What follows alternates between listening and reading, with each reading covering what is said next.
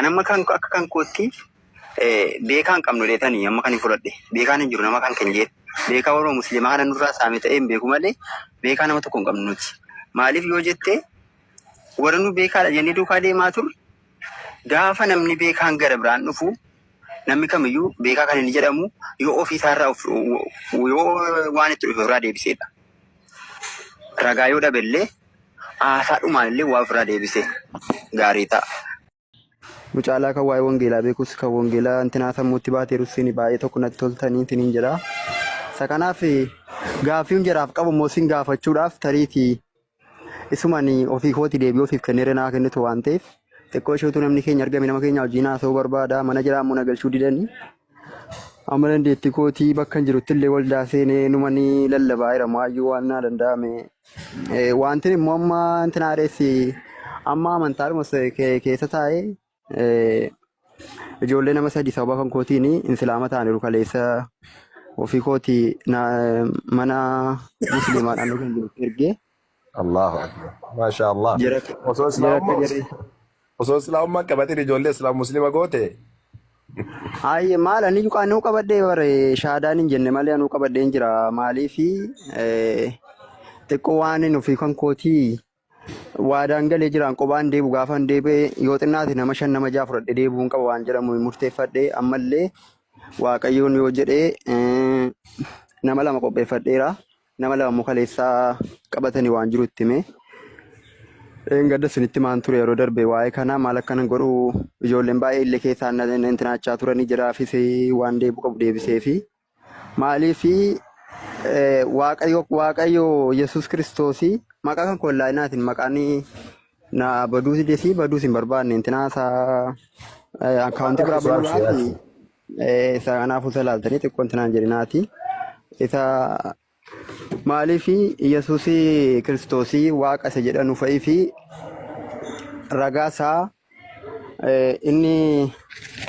nu himee jira wangeela keessatti maaliif akka nuti dubbifne nutiyyuu dhaabbii gaarii hin qabnu ture Yohaannis 17 lakkoofsa 3 irratti an ergamaadha jedhee ofiisaatii ragaa ofirratti ba'ee namni keenya garuu iddoo sana nuuf hin dubbisne namni nu dubbisan jiru bakka inni itti maqaa abbaa isaa yookaan intinaa duwwaa nu dubbisaa turanii innis iyyuu immoo wangeela dubbisuun ammaaf hafee gara waan biraa ofiif waan baafatan wangeela lallabuu jechuun dura akka nu beeknutti wangeela irraa lallabama malee wangeela harkatti baatanii deemanii afaanii lallabuun turre. Amma garuu wangeelli magaalaa baatamee deemama afaanii lallabaa jiru jirri keenya. Isa kanaaf an xiqqoo isheetiin irraa gaaffii hin qabu yoon argadhe namuma kan keenya irraan gaaffii qabaa. Shaadaa qabachuu immoo akkoo waan qabadheetti fudhadhaa ofii kan kootii beekee jechuu baadhu illee jechuullee baadhu akka rabbii tokkicha ta'ee bareen jira. Maaliifi Yesuus Kiristoosii waaqan qaba jedhee ofiisaatii ragaa ba'e wangeela keenya keessatti waa'ee quraanaan beeknu wangeela kan keenya keessatti warrumti immoo garee shaadaa kana laalu utuu waa'ee wangeelaan naqin utuu waa'ee quraanaan naqin dhugaan siniin jedhaa waan jijjiiramuu qabaa ture namni keenya gaa xiqqoo ishee wallaaluma irraa ta'uu madda dhugaa dubbachuuf warri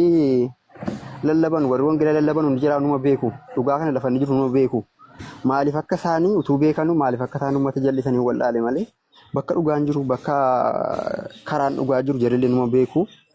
garuutii waan jira akka godhanuuf itti jiraachuuf ta'e egaa jiratii wal beekaa isa kanaaf kan jira waaqayyoomta kaffaluu fi allee jirallatti haasa'atu man jira dhugaan siniin jedha sanbata darbe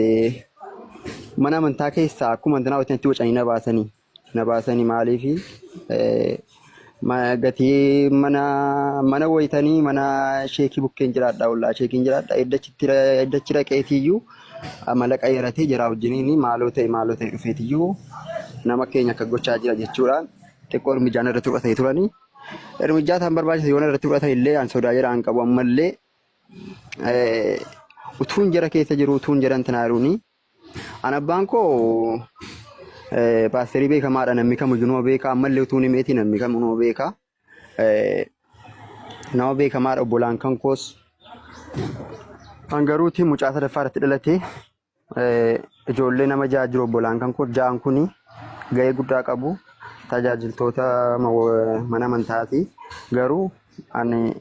durumaan kaasee amantaa musliimaa kanan qeequun ture.